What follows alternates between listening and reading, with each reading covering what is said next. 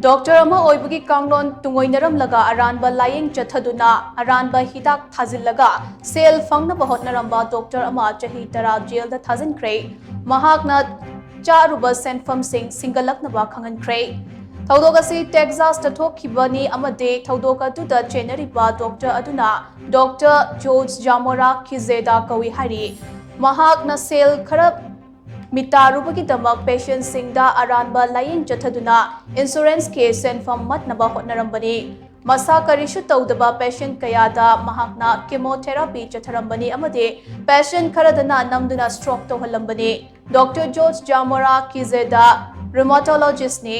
महाकना करिशु तौजदबा मियोय कयादा तमथिरबा लाइना कया नाहनख्रे मदुगी मतुंगदा मरम चादबा प्रोसीजर कया चथदुना सेंफम कया अरानबा मोंगदा ताननबा होटनरंबनी रिपोर्ट की मतुंगिना महाकना $1 मिलियन चामगा तरा निपान गे सासिनबा क्लेम तौरंबगा लोइनना $1 मिलियन